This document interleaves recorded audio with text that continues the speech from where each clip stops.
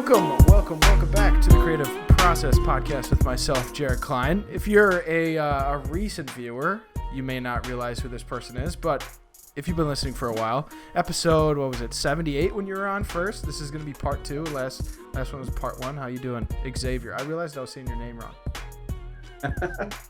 And you didn't correct me.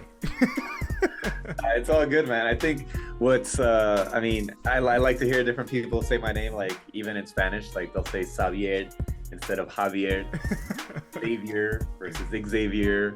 And then I just tell people, I'm like, just call me X. It's all good. X. Yeah, I heard you mention that, like when I was listening back in our recording, and you said, like, you were like quoting people talking to you, and you referenced yourself as X. So I noticed that too. So I guess, yeah, I don't know if I'll have to like say your name throughout it, but I'm gonna come to like a crossroads whether I say Xavier or Xavier or X. I don't know. That's gonna be confusing for me. But so something I wanted to ask. I mean, obviously you said you're doing good, which is fantastic. But I wanted to ask because in the current time there's Canadian wildfires, and New York looked like a place in hell. How orange it was and yellow it was. What was that? That's insane. I only saw pictures. It was like a scene out of The Last of Us. Yeah, really. It was crazy.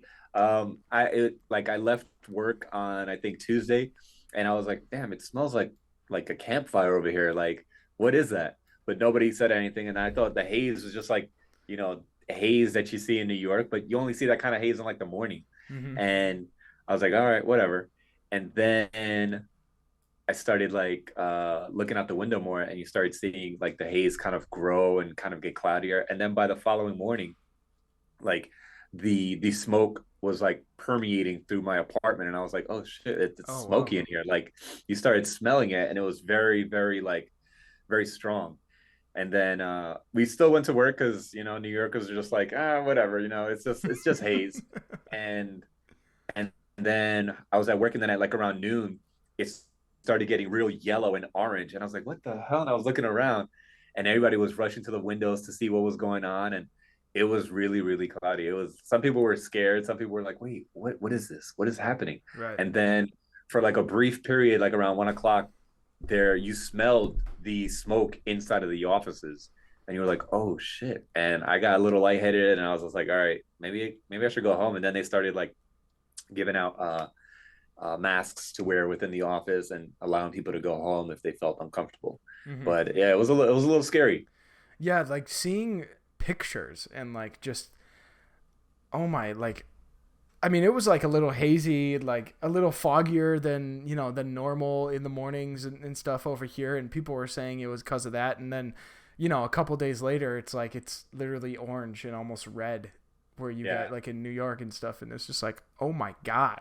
Like this was all of a sudden like this conversation of Canadian wildfires like came up, and I don't watch the news, so it's like I'm not informed.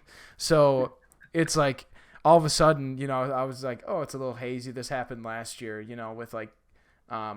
with in like California and in like, Canada again and stuff like that. And I was like, oh, whatever. And then now I've never seen it like this before. This is insane. And it was like, I was always checking my phone. I was like, oh damn, the air quality 190, then 220. Yeah. And it was like 385. I was like, holy shit. Yeah. And then now today it's back to moderate. It's 55. And I was like, okay, that's more like New York. Right. Well, it's like how fast it like clears up. That's insane. Wild. But yeah, okay. So yeah, I mean, we wanted a part 2 because we kind of got we were kind of, I don't want to say limited. Well, we kind of limited. It was over like a lunch hour. And with it being the first episode, there's a little bit more pre-talk that goes on before we start recording. So we figured why not do a part 2. So your current state, you mentioned you're getting ready for the postseason and stuff right now.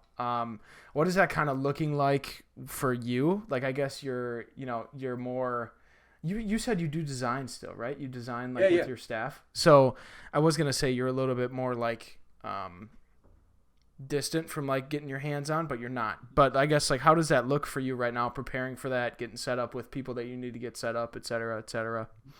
Yeah. So this year, I mean, what we do every year is we try to, search for different freelancers that can give us a little bit of a different edge and a skill set that we don't necessarily have on the Mm-hmm. team. Mm-hmm. And so this year we were like, all right, I want to make sure that our postseason templates look fire, and we are currently working with multiple freelancers for even our all-star templates.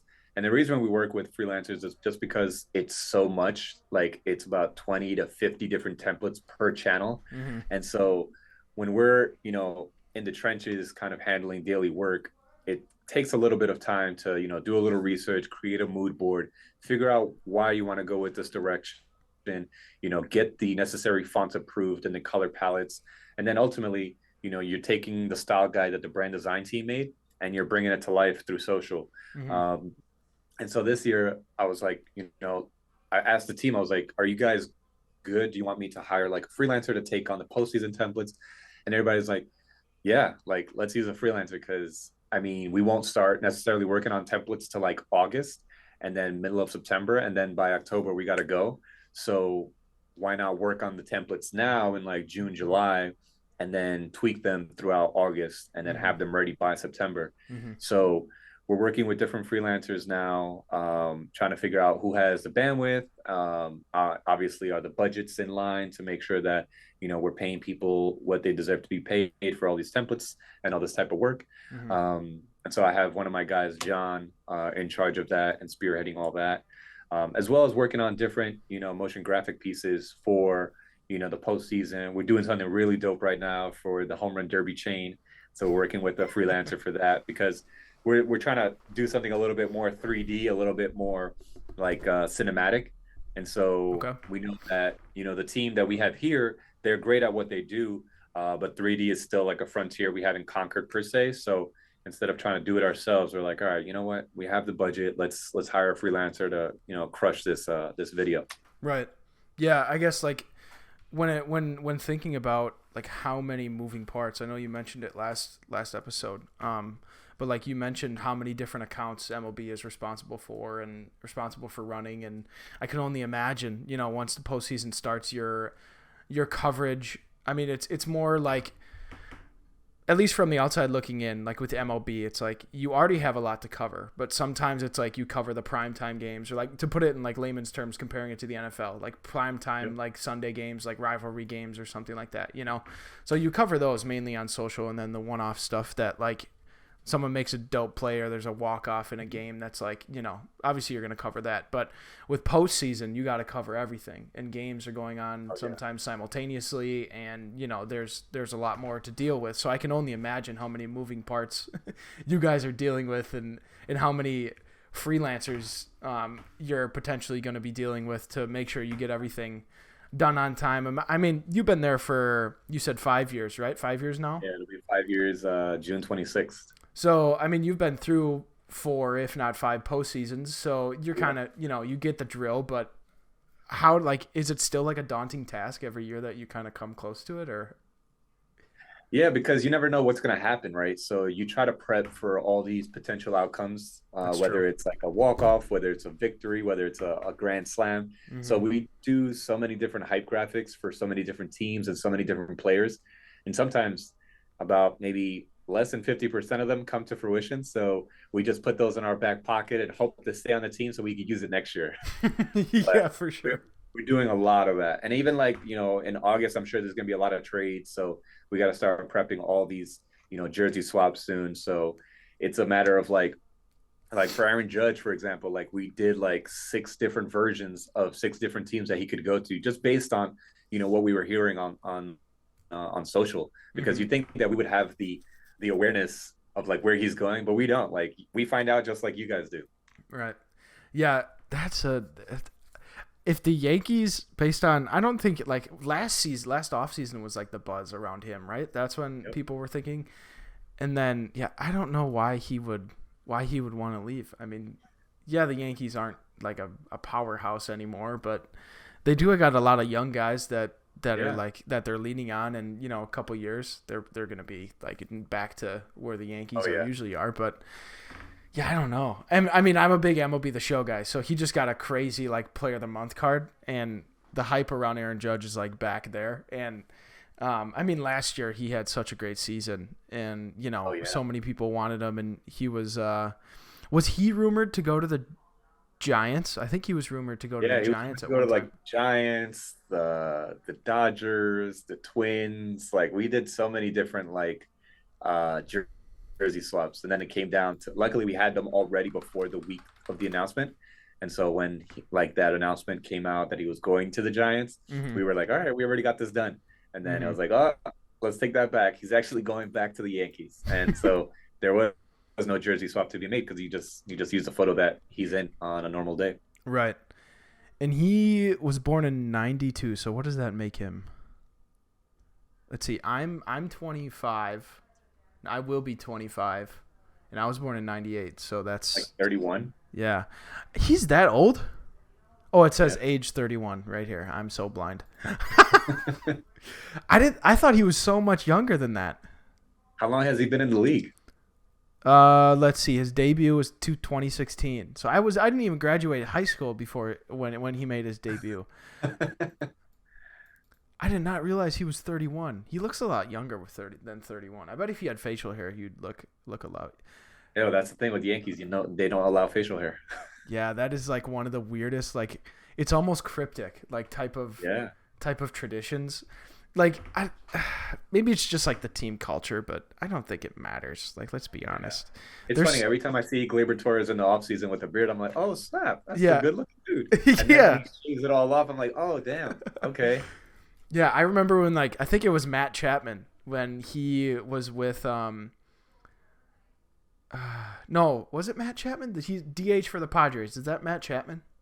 Uh, I Yeah, don't know. he had like a really like he looked like super Italian when he shaved for the Yankees because he had just a mustache.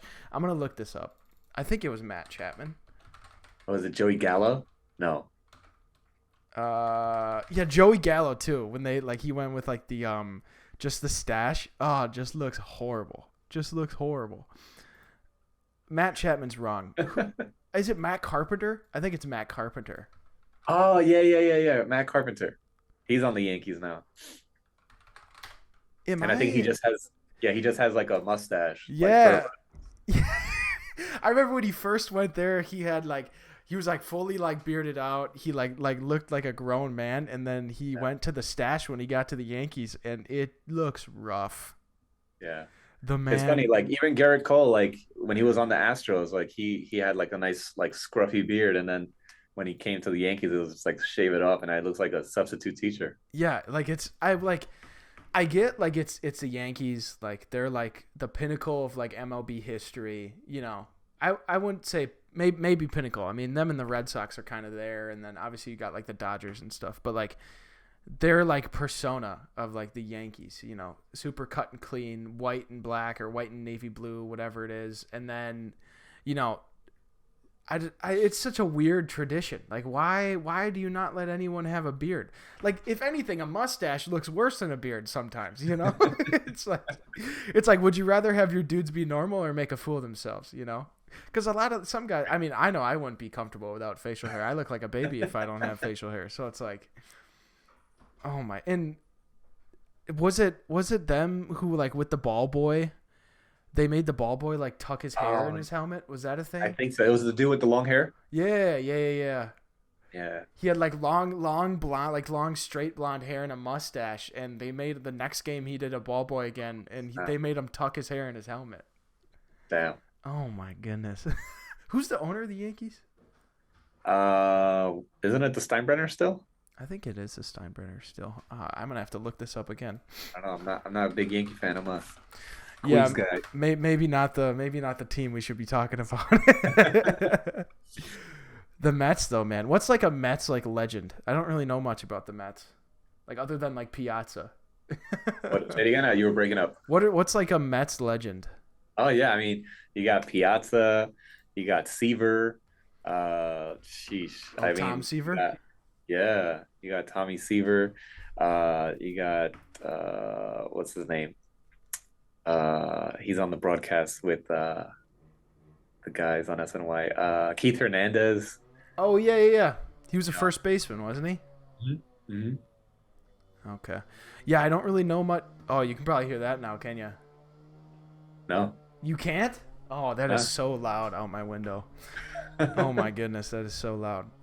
Yeah, like that's one thing with like I mentioned MLB the Show before. Like I knew like nothing about like old MLB players, like other than like the obvious ones, like like the Hall of Famers, right? Yeah, yeah. But like now, like they come out with like throwback cards every once in a while, and like you get like these one-off dudes that you've never heard of before, and like I never knew he played for the Blue Jays, or like someone like that, like where you never know who they are, and it's like it's cool. Like I was into like I'm into baseball, like I played baseball my whole life, and I never really supported a team. I mean, I have a Brewer jersey on here, but that's just because I'm from Wisconsin, but like I never really supported an MLB team before. Mhm.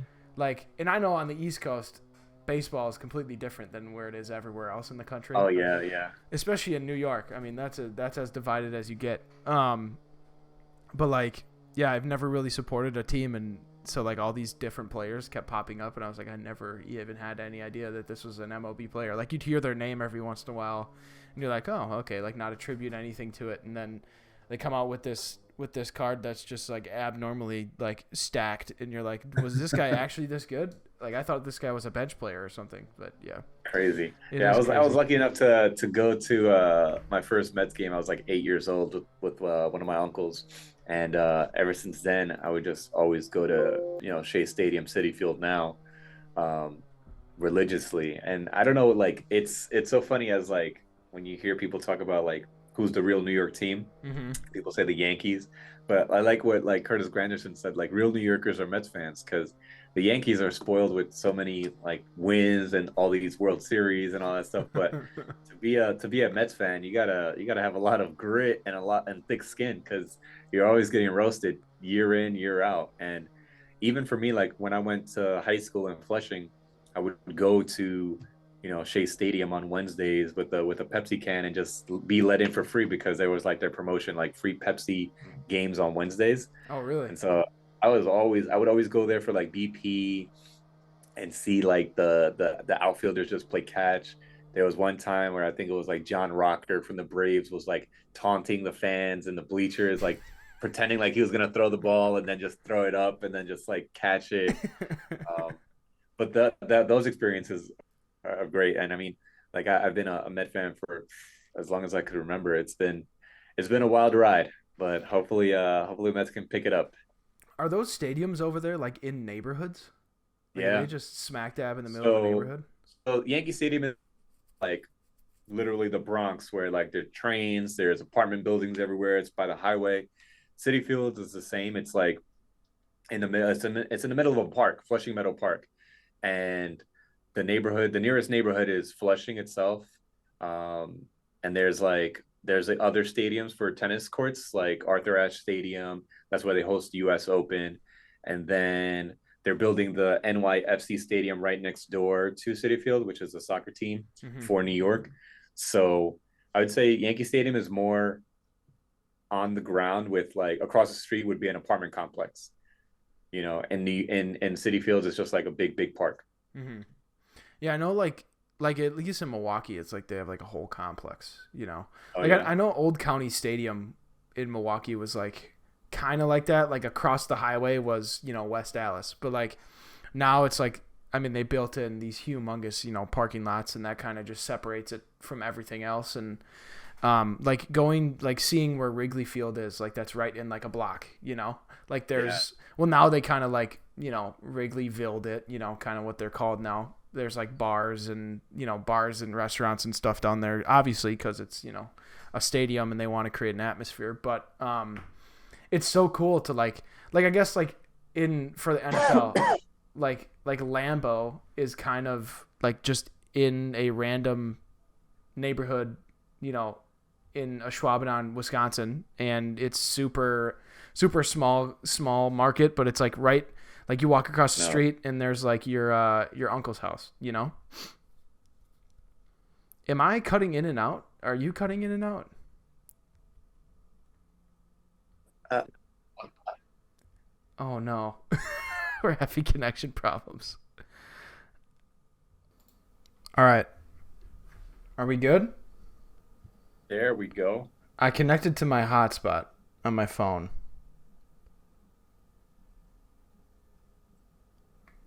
Am I still going in and out? Nope, you're good. Oh my goodness. So you said something about bandwidth is low. Was that for you or with me? No, with you, like it says right now, it says Jared Klein's network has low bandwidth.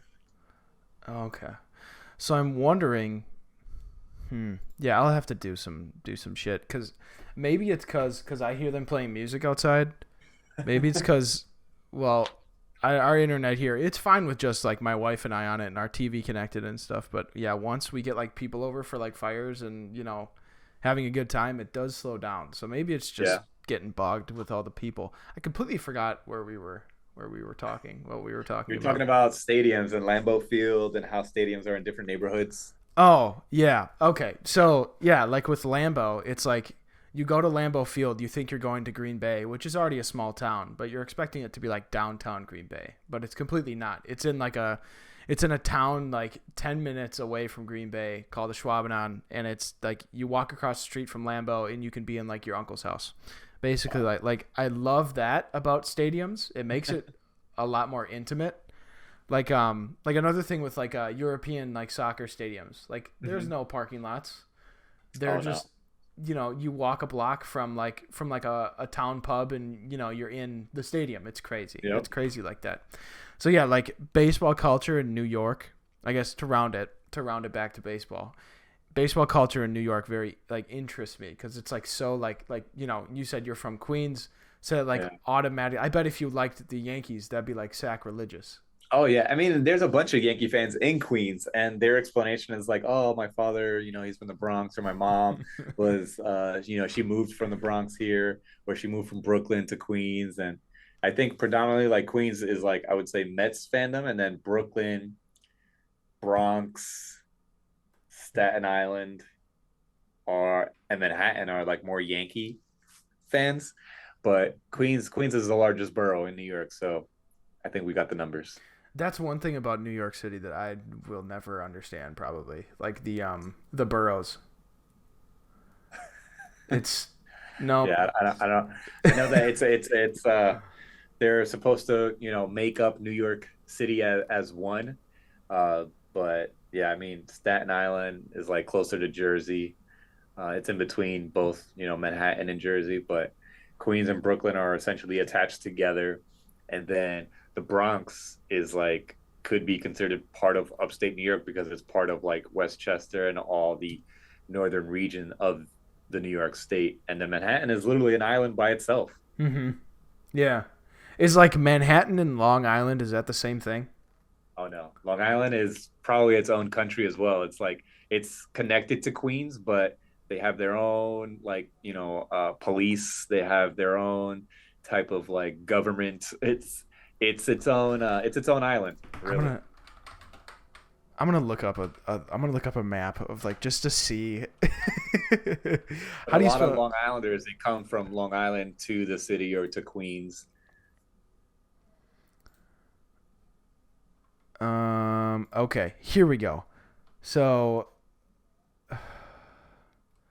yeah, Staten Island is basically Jersey. Don't tell that to any Staten Islanders. It's basically Jersey. Yeah.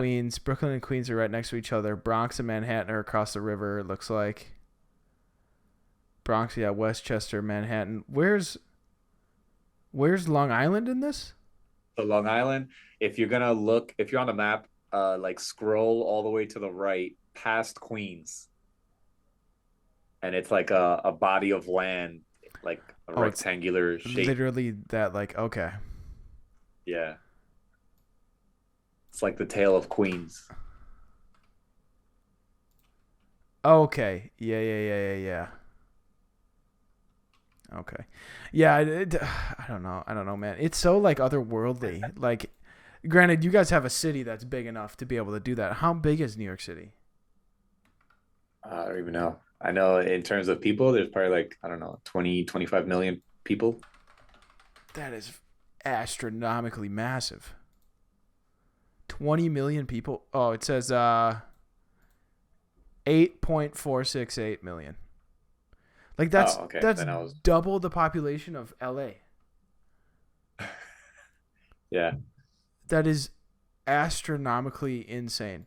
The biggest city in Wisconsin is Milwaukee. I think we Well, how many people? maybe have a million. Maybe. Not even 569,000 people. Biggest city, and I think that's massive. I can't even imagine living in a city with 8 million people, bro. That is Oh, that is yeah, it's insane. crazy. It's crazy, especially the subway systems over here. I mean, luckily they run and they keep people, in and out of the city, but Oh my, it's a lot, especially during rush hour. Those trains look like, crammed tuna.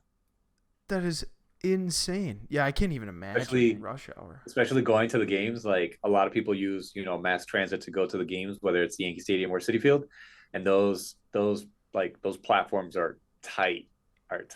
And Oh my I god. just saw on the news they're gonna start installing like gates on the platform so people don't fall over, because when there is like a game or a concert or whatever, like those platforms get so packed where people are just like literally standing at the edge of the platform waiting for the train, and you're just hoping nobody like pushes you. Oh my goodness. Yeah. How close, like from the platform, is the train? Like how much of a gap there is it? I don't know, like 2 inches. Oh my god. And how fast do those trains go when they fly by? Well, luckily, like there's like a different express lane. So like the express trains, they go in the middle and they don't go like on the side of the platforms. That makes sense. Um, but they'll stop on each at each platform, at each station, so that it pulls in probably like, I don't know, 60 miles per hour, and then they slow down. But the trains that are going in the express are definitely like hitting like 75, 80 miles per hour. Oh my goodness. Yeah. I don't even want to hear about the accidents that happened down there, man. Oh my. Yeah, no, it's crazy. That is that's terrifying. I think the only time I rode like a subway was in London when I went, and Oh, you rode the tube? yeah, the tube, that's what it's called. Yeah, yeah. It was a cool experience. I couldn't tell you how Yeah. to navigate. I mean, obviously if you live there, that's Yeah, acclimation yeah. and getting used to riding it, but yeah, taking like a subway was Yeah. complete like I can't wait. so I weird. can't wait. I'm going to London next week, and if like I've taken the Tokyo subway system, and that was very easy to kind of maneuver and understand because they have the signs in English and Japanese. Okay. Um, but yeah, to your point about even like London, I wonder how confusing that can be, because I've been to London just once before, but didn't take the tube. So we'll see how that goes this time around. Well, see, I mean, you're used to riding it, right? You're used to having to Mhm. deal with it. So I've never done it, and I've never even had to like navigate on like a bus route by myself. So like when I look at like the thing, and also Uh, knowing where you're supposed to go, like I know the address of it, couldn't tell you where it is. So like it's like London has all the boroughs, I guess, to yeah, put it yeah. too. So it's like, yeah, I can, yeah, no, couldn't The even. gift of driving. You drive everywhere? Oh yeah, thank God. Ah, I like driving too, but there's no need for a car here in the city because it's so packed and parking's a bitch. Yeah. So the train makes the most sense. Or you just get a bike and you just bike wherever you need to go. Yeah, yeah. I think the place where I live now, like the area, like the Fox Valley area where I live now, is like Appleton where I live has like probably 50,000. Green Bay has 100, 120, maybe 150,000 people, and then the surrounding areas, like they all combine, probably to a couple 100,000 people combined in this area. So it's like very low maintenance compared to what you're dealing with. So yeah, driving everywhere. If there what I mean, we have buses and everything, obviously. Like we have Yeah, like yeah. city buses and stuff, obviously. But it's like, if no, a train or a subway, it would be not even worth it over here. It wouldn't even make any sense. So yeah, when I went over to London and had to deal with that, thank God I was with like buddies of mine. But like, if I had to deal with it by myself, I'd have no idea. Like it was so, it was like almost like it made me uncomfortable to like have to do it because it was just so otherworldly. Like because I just never have to. I can't And wait to see like in London, like so I'm going for the Cardinals Cubs series, and I'm like, I wonder how people are gonna come out. Like, are they gonna take the tube? Or are they gonna, park their cars? Because I think it's at the same stadium as where we had the Yankee Boston series in 2019. do you know what it's Um, called? Is it at Uh, Wembley? Is it at Wembley? no, no, it's the West Hampton Soccer Stadium in London. It might be called London or Olympic Olympic something. Stadium? Yeah, maybe. Yeah. Yeah. And I know they had to put like you're putting a baseball field inside of a soccer field, so that's gonna be cool to see and experience. I want to see what the fandom's like because even when like American football was on, like I used to go to Amsterdam like every October for a dance music event, and that's where I'd get like, contacts and business as a graphic designer with different labels and different DJs. Hmm. And around that time, football had already kicked off, so everybody in Amsterdam was watching these games either early in the morning or late at night, and just following with what was happening in the NFL. So curious to see if there's going to be a little bit of that in London. Yeah. Like I wonder what the baseball culture is like over there. Yeah, I think it's definitely small, nothing compared to like soccer because they have the Premier League over there. Hmm. But I think when we had the first year of Boston Red Sox and the Yankees, it was a sellout crowd. I mean, the Royals came out, Harry and Meghan, that was great. So we'll see who comes out this time. Yeah. I wonder. Well, I guess like Yankees and Red Sox. I mean, what Oh more yeah, perfect rivalry yeah, to right. have to open that up? But yeah, I don't. Yeah, I don't know. I don't know. You said it's Cubs Cardinals, so Yeah. that's a pretty decent rivalry too. So And then next year we got I think it's Mets Phillies or Mets Marlins in London. okay. So that should be cool too. Yeah, like I wonder what the layout. Well, Olympic Stadium is like. I mean, it's like a circle, right? They got Yeah. a track around it and everything, so it's like there's a little bit more space to do it there. That's probably why they do it to where Hmm. like they had the football games at like Tottenham Stadium. Oh yeah, yeah, yeah, right, right. So, I mean, that field kind of matches up a little bit more naturally. But Hmm. yeah, I wonder if it's like a like really skewed fence. Yeah, I've seen photos and renderings of what it was like in 2019, and it looked like a really big baseball field. I was like, damn, this is huge. Yeah, But I'm gonna see if I can get a. I'm searching things a lot more here on Google than I usually do. Um, okay. I mean, it doesn't. Yeah, it doesn't look super skewed because it isn't a circle, thankfully. So it's like, yeah, it looks like they did it in an Olympic Stadium before. So yeah, it doesn't look super skewed. It actually looks pretty natural. yeah, Interesting. nice. I Yeah, wonder if they're that's. gonna use grass or like turf, because like even at the Tokyo domes they use turf. Oh, they do. Yeah, Yeah, I wonder. Well, the season's over now, and they're not playing anything for like another. Oh my goodness, a long time. So it's like they don't really got to worry about the surface. And granted, baseball really isn't like a destructive surface sport either. So it's yeah, like, no, no, yeah, I don't know. The interesting part is gonna be would be the dirt and like getting the surface for the dirt. yep. Like major league caliber. Cause that shit, that it takes a That grade while. A dirt. Well, it takes a while to like establish that surface. So Oh it's yeah. like, oh, like, yeah. I mean, the safe way would be turf, right? The safe way would Hmm. be turf, and that'd be the easiest. And the only thing that they would have to make dirt would be probably home plate and then the mound. Yep. But But even in Tokyo, they had like dirt pockets on first, second, and third. everything Which else was was turf, though. yeah. Like it was weird because I was like, I've never seen dirt in those areas. Like there's always like dirt, like that the dirt that leads to first and third, Right. dirt that leads to second, but it was like turf, dirt, turf, dirt, turf. So like the Interesting. runway, where the players would run from base to base was turf. And then there was like a small circle around, the player and the base. Yeah, look up Tokyo Dome I'm field. gonna. I'm gonna. Tokyo Dome Field. Interesting. Didn't like Hubert H. Humphrey, like that old Twins Stadium? Didn't the Twins Stadium have something like that? I think so. Back when they were like in a dome or something like that. Yeah, the Humphrey Dome. Yeah. Okay, yeah, I think I've seen this before. This thing.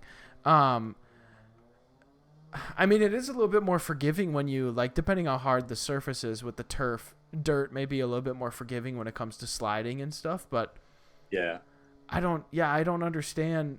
Like, just make the whole infield dirt then. Do everything else turf. Do the grass turf, but do the whole infield dirt then. You know, it was cool too, like the Tokyo Dome. Like that's probably the first dome that I've been in because the dome. I never been to the Tampa Bay Rays dome or the Blue Jays dome, but in Tokyo, like to get into the building, there's like two doors you have to pass, right? So Right. you have to go in one door, close it behind you, and then another person opens the other door for you because there's like an airlock seal. And so like you hear it when you walk in, like your ears they get clogged and then they open right away when you're going through. So there's no like massive door openings where people can just kind of walk in and walk out. Like you have to. It was weird because they got to keep the air pressure for the dome not to collapse. What? Yeah, Oh my goodness. it was pretty cool. It was pretty cool. So it's not like this is gonna be a stupid question. It's like inflated then? Like is Yeah, it really? yeah. That is Like so weird. there's no structure that's keeping this like balloon covering over it. It's like literally like a real dome. Oh my gosh. Yeah, it was really cool.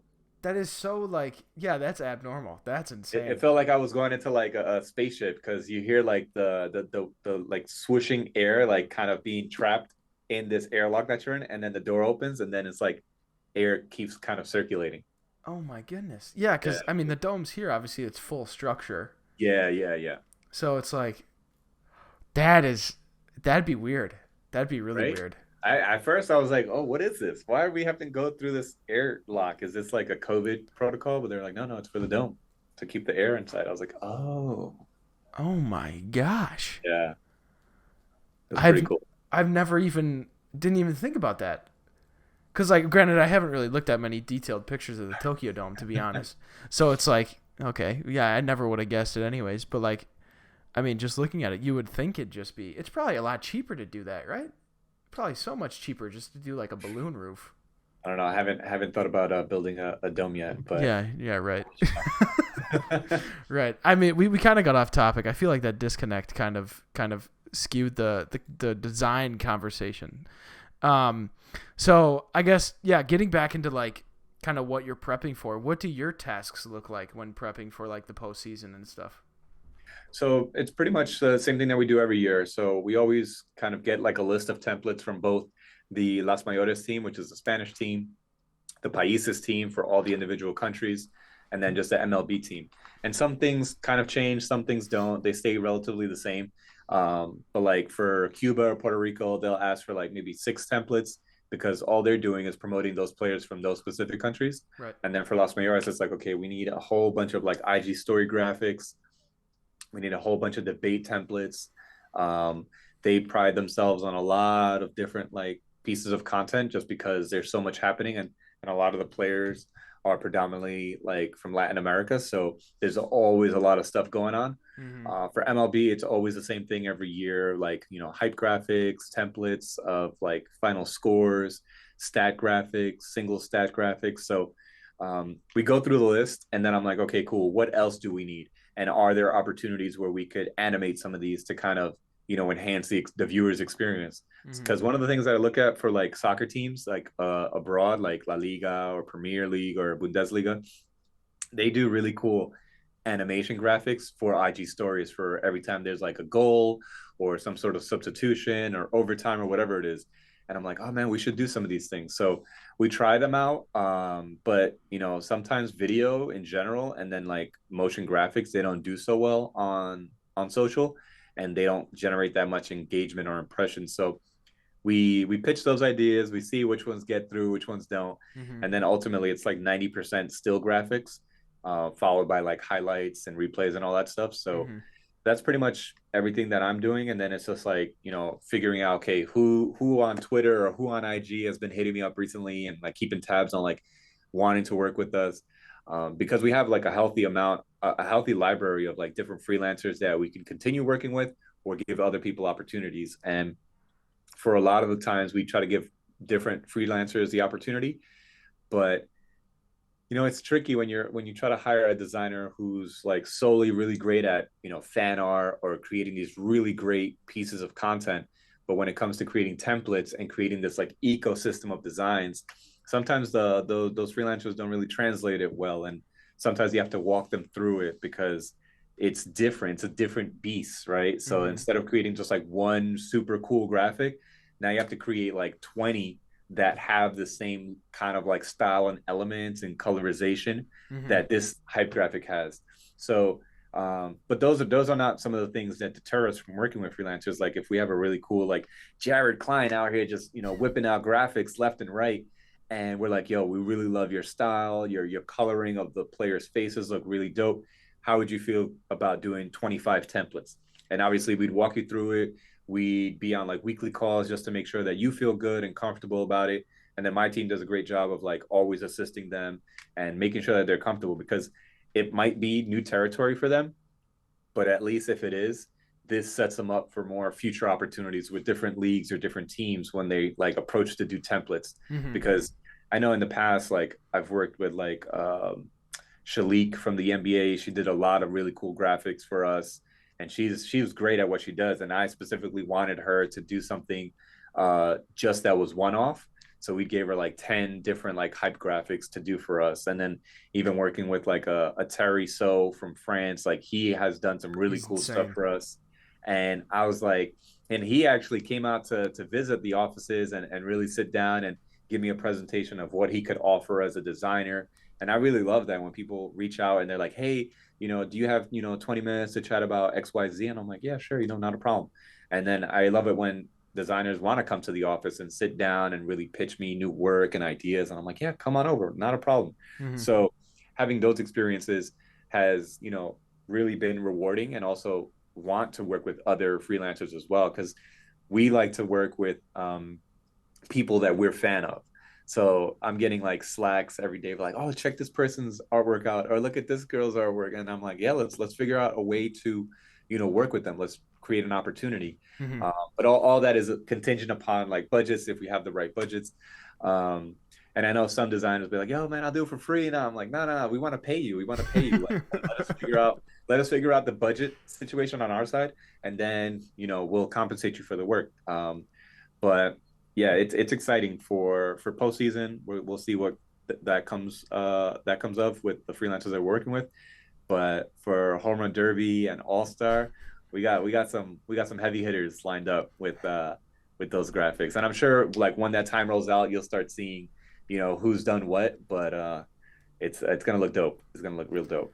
Yeah, it's really interesting, like when talking about working with, coordinating with freelancers and stuff like that. I think a lot of designers that start getting into freelance, like you mentioned, like people like Terry flying out to LA, or not LA, New York, and like pitching himself and Yeah. putting on a presentation to get in front of you guys and show you guys what he would be able to offer.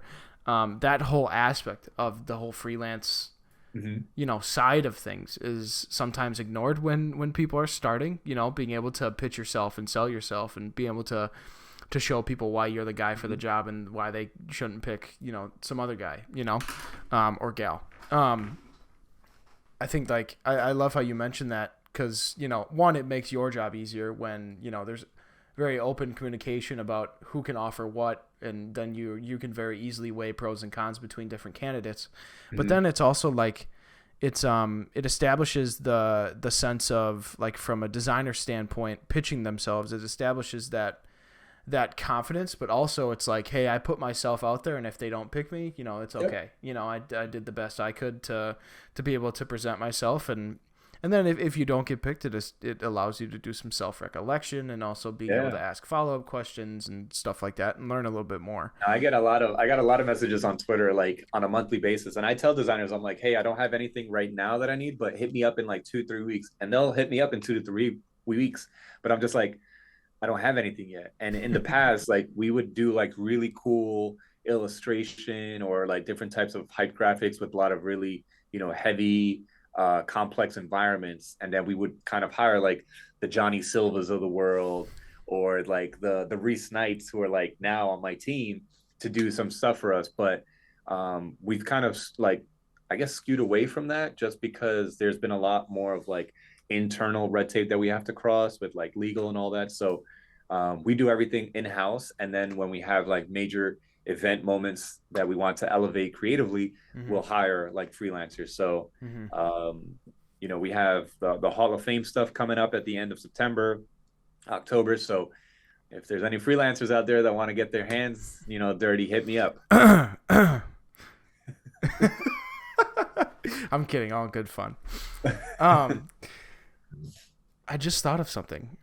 Oh yeah, I guess to kind of like maybe close things out. I don't know how long this is going to take here, but what is your specialty? We talk about what your team does, what you guys do, but what's your specialty? What do you like doing? So I like kind of, coming up with a creative strategy and really building things from the ground up. So like, sure, I can design, but I know what I'm good at and I know what I'm not good at. So if a task comes and it's like, oh, we need, this really cool hype graphic between the Yankees and the Dodgers, or the Mets and the Dodgers or whatever. And I'm like, all right, cool. What's the vision here? So I look at the vision and I'm like, all right, you know what, I could do this, but this will take me like 2 to 3 hours, and I could dedicate those 2 to 3 hours to strategizing something else that would take me a couple of days, and I can kind of get started on that with like mood boards and figuring out the proper language to then put it into a deck and then present it to higher ups to get approvals. Mm-hmm. So I'll just pass that off to like somebody like John on my team, who's living legendary on Twitter and IG, and he's just crushing it. So I just pass it off to him, and he loves having those opportunities because having to go between like daily templates, but then really cool hype graphics. That's where they thrive. But for me, I just love coming up with concepts and just creative directing those things, from photo shoots to the home run derby chain. Like this year, the chain itself, like I was like giving John entire kind of authority on what that looks like, from what is the the the function of it, like is there going to be a special kind of movement on it, what are the stones, how does it ladder back up to our marketing goals, and then ultimately he comes back with some ideas and I'm like, okay, cool, this, I like this, I like this, all right, let's move forward with this, all right, this is the budget that we have, but I'll see if we get an extra like 10-15 racks. And then moving into like photo shoots, I'm like, all right, cool, how do we make these photo shoots look not so like generic and baseball looking, but like have a really cool, feel that kind of relates or resonates with, Seattle culture. So the photo shoot stuff is going to be something that we've never done before. Given last year, we did some really cool photo shoots. This year, Seattle provides a lot of Pacific Northwest elements that we can kind of pull from and bring into these spaces. So those are the things that I really love to do. Another thing that like I do really well is just like, relationship management. So like a lot of the people that I work here on a day-to-day basis, people that I want to work with outside, whether it's like partners, vendors, design agencies, like I really want to, develop those relationships so that when I do need them, we can have an easier conversation versus trying to like be so kind of corporate and stuff. Be like, hey, so here's my budget and my marketing goals are XYZ and my metrics of success are this. Like, I want to have a real conversation. Like, listen, this is a project. I need you guys to crush it. Give me some dope shit.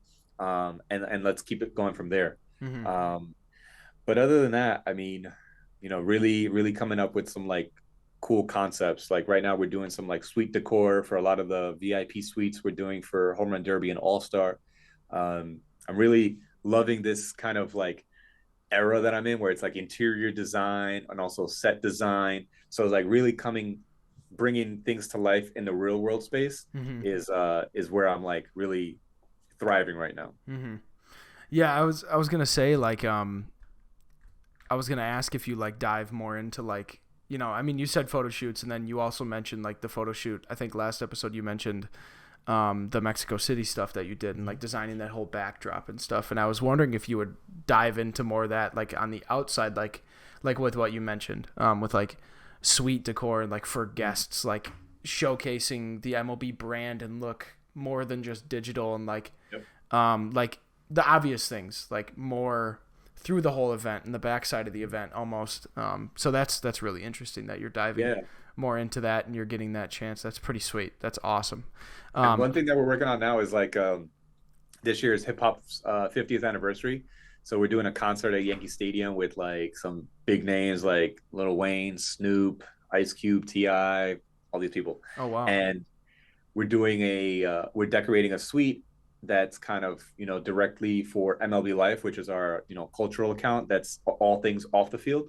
and I'm already like almost done with how I want this to look and feel. Like it should feel like New York. It should feel like hip hop, but there should be some like, you know, elements of baseball on here.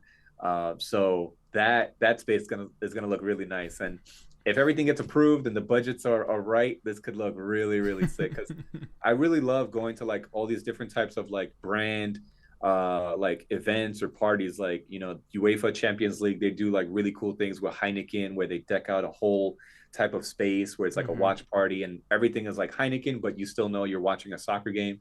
Same thing with like Pepsi and Hennessy. They do these really very ultra premium style like decor, and I'm like, damn, this is really cool. So a lot of the stuff I get inspiration from those different kind of like events and activations that I've been to or that I've probably missed, and I put that into these areas where MLB could activate and, you know, have a cool space to take photos at. Mm-hmm.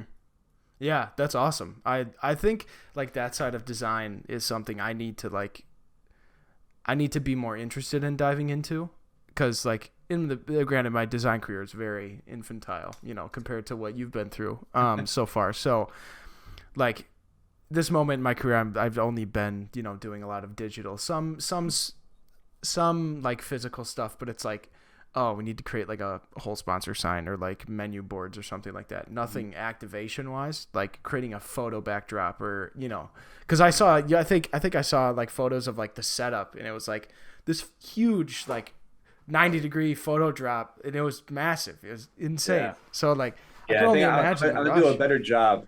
I'm gonna do a better job this year with like you know, providing photos and the builds of how these things come together. Because in the past, people were like, "Yo, what does that look like behind the scenes?" And I try to do those like quick time lapses, but sometimes they don't tell the real picture of how long these things take. Because some stuff takes like anywhere between 4 to 6 hours, and you're building things to like 3 in the morning sometimes. So I'm gonna try to provide a much more in depth like behind the scene. Mm-hmm. Yeah, for sure. Well, man, I appreciate you taking the time again out of your day to hop on for a second part. I know we had a little bit of technical difficulty in the middle here, but I think we came back pretty strong. I know. Yeah, no, I completely forgot what we were talking about, and we ended up, you know, stitching together about an hour here. So, yeah, I appreciate it. With you know, being able to do this and being able to talk to you and have a conversation with you has been on the list for a while. I think I mentioned this before. It's been on the list for a while. You've been recommended by a couple of my buddies to see if you would be able to come on, and yeah, it's been awesome for me. It's been hopefully awesome for you to be able to been amazing. be able to share your experience and be able to talk shop.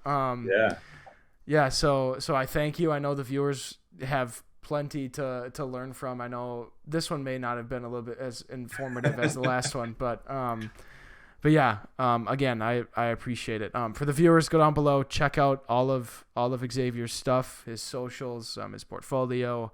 Maybe I'll link a few of the things that you've been working on specifically that are in your portfolio that I drew that caught my attention, that I really liked. Some specifics, like the derby chain, man, that's fucking insane. Oh man, wait till you see this year. It's fucking fire. Can only imagine. But yeah, anyways, viewers, thank you for coming out today and listening to today's episode. As always, make sure you tell someone that you love them, and we will see you next time. All right, take it easy.